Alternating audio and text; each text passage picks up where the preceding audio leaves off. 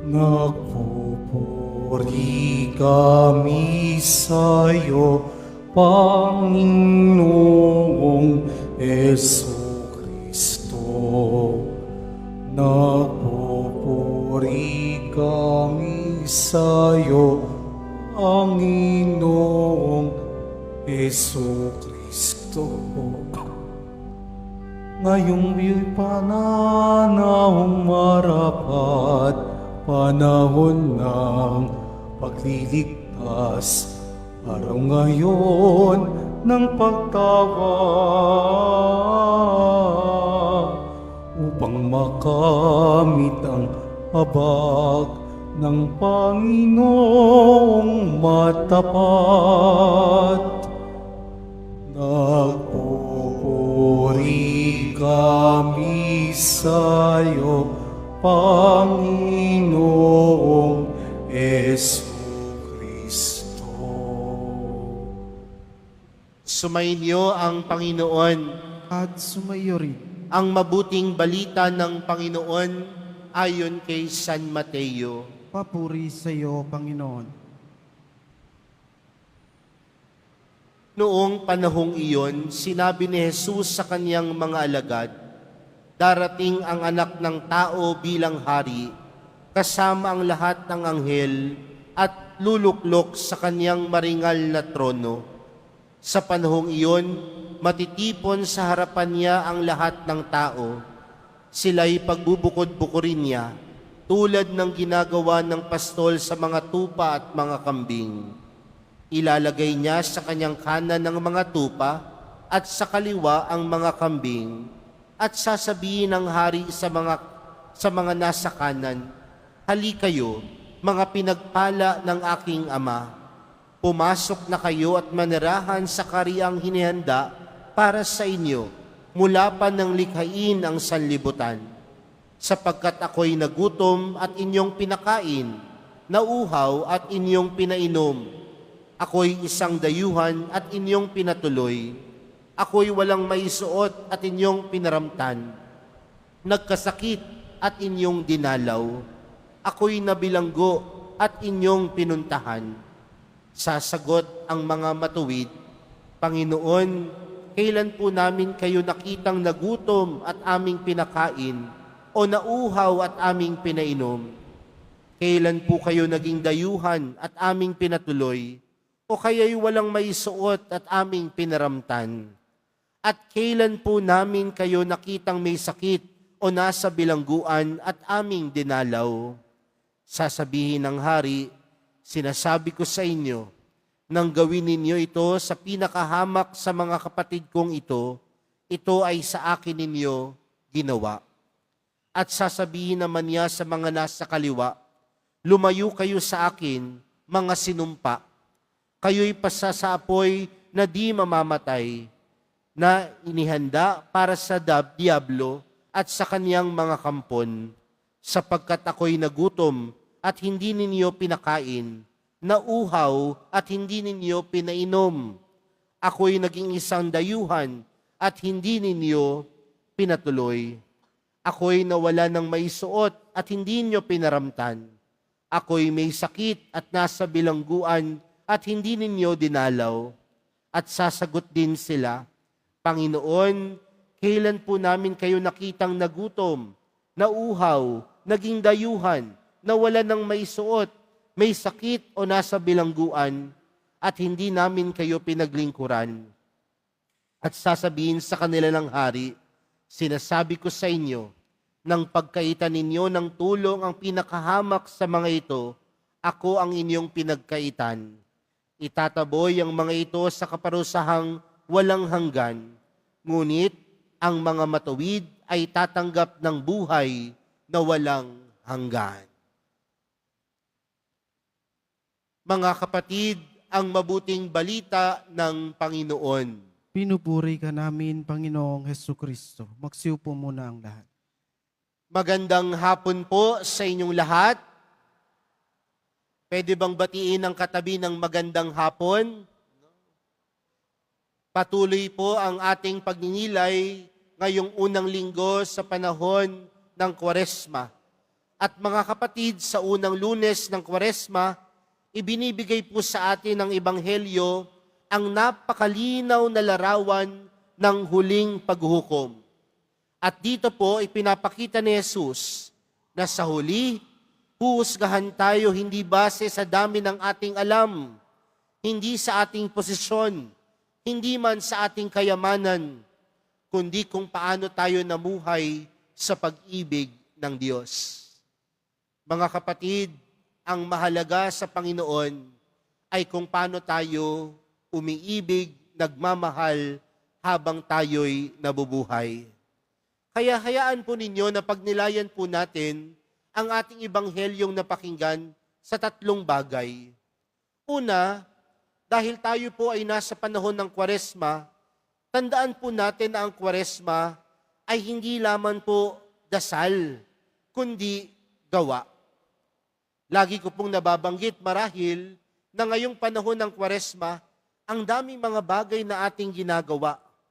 Madalas ang iniisip natin, mag-aayuno ako, magdarasal ako, luluhod ako, maglalakad ako ng paluhod sa simbahan. Maganda po ang mga bagay na ito. Maganda yung mga sakripisyong ginagawa natin. Pero mga kapatid, malinaw sa ating Ebanghelyo, hindi sapat ang panalangin kung walang malasakit. Maraming mga tao magaling magdasal. Maraming mga tao araw-araw nagdarasal. Maraming mga tao namumuhay sa pagdarasal. Pero nagiging walang kabuluhan ng pagdarasal kung walang malasakit. Ang tunay na pagsisisi, mga kapatid, ay may bunga. At ang tunay na pag-ibig sa Diyos ay nakikita sa pag-ibig sa kapwa. Ang Kwaresma ay hindi magiging makabuluhan sa puro pagdarasal lamang. Ngunit tunay na nagiging makabuluhan ng pagdarasal kung ito ay sasamahan ng kilos at gawa. At ang kilos at gawa na ito, saan po ito nagmumula?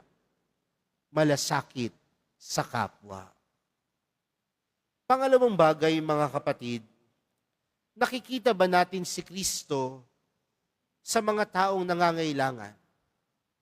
Nakikita ba natin ang Panginoon sa mga naghihirap? Madaling mahalin ang Panginoon sa altar. Madaling mahalin ng Panginoon ang mahal na pong Jesus sa Nazareno, higit sa lahat kapag araw ng traslasyon. Madaling mahalin ng Panginoon kapag tayo ay nasa loob ng simbahan. Pero kaya ba natin siyang mahalin sa anyo ng isang taong naghihikahos? Kaya ba nating mahalin ng Panginoon sa mga taong nahihirapan? Ang mahirap tanggapin, minsan ang pinakamaliit ay nasa loob ng sariling bahay. Isang kapatid na napabayaan, isang magulang na hindi na napapansin, isang kaibigang nangangailangan ng oras. Sa madaling salita, mga kapatid, ngayong panahon ng Kwaresma, ang hamon sa atin, makita ang Panginoon kung kanino man. Hindi lang sa mga taong nahihirapan, kundi makita ang Panginoon sa bawat isa sa atin. Dahil kung madali sa ating makita ang Panginoon sa simbahan,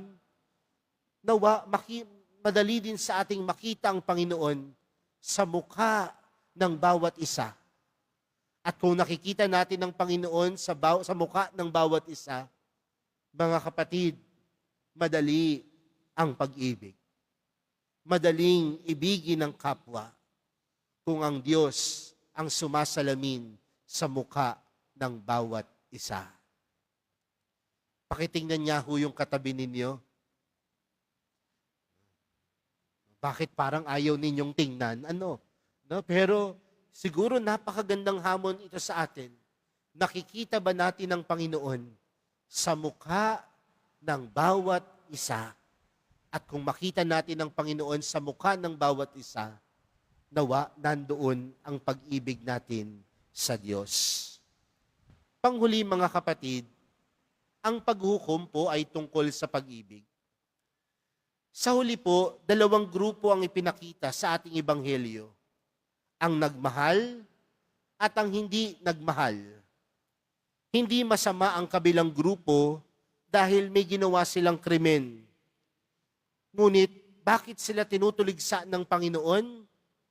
Dahil wala silang ginawa.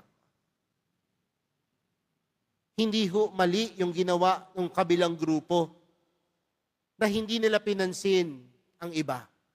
Ngunit ang pagkakamali nila, wala silang ginawa. At minsan ganyan din ang pag-iisip natin bilang mga tao. Father, hindi naman po ako nagkakasala. Wala naman po akong ginagawang mali. Pero marahil ngayong panahon ng Kwaresma, tandaan natin, hindi naman tayo tinitingnan ng Panginoon dahil wala tayong ginagawang mali. Bagkus mas tinitingnan sa atin ng Panginoon kung ano ang ginagawa nating tama at mabuti. Mga kapatid, ang unang Lunes ng Kwaresma ay parang paalala sa atin. Ngayon pa lang, simulan na natin ang pagbabagong buhay. Ngayon pa lang, masanay na tayong magmahal ng konkreto. Hindi natin alam kung kailan darating ang paghuhukom. Pero araw-araw, dumarating si Jesus sa atin sa anyo ng bawat isa, sa presensya ng bawat isa. At sa tuwing pipiliin nating magmahal, pinipili din natin ang Diyos. Mga kapatid, sa dulo ng ating buhay, hindi naman tatanungin sa atin ng Panginoon, ano ang nagawa mo? Ngunit marahil ang mas tatanong sa atin ng Panginoon, paano tayo nagmahal? Paano tayo umibig sa kapwa?